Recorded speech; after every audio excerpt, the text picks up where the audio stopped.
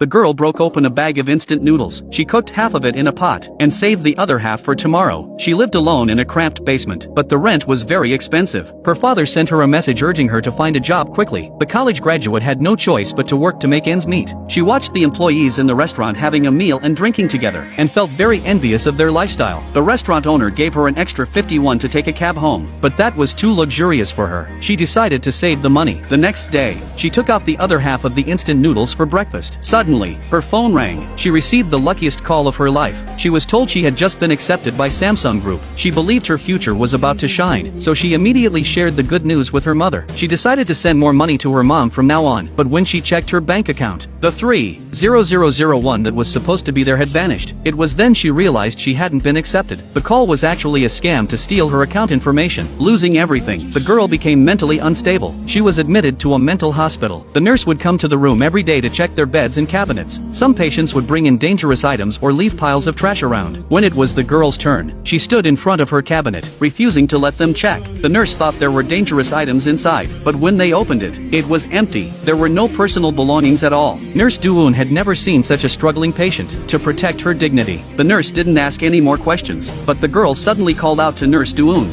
At this point, the girl had developed severe delusions. She believed Nurse Doon had stolen her $3,001 and kept chasing her for it, but Doon said she hadn't taken her money. At that moment, Nurse Doon realized her mistake. She shouldn't argue with a delusional patient, so she got scolded by the senior nurse, because when dealing with delusional patients, you must not argue, otherwise, it deepens their delusions. Later, Nurse Doon learned the girl's sad story. She had been scammed by a telecom fraud and lost all her money. Even her hospitalization fees were covered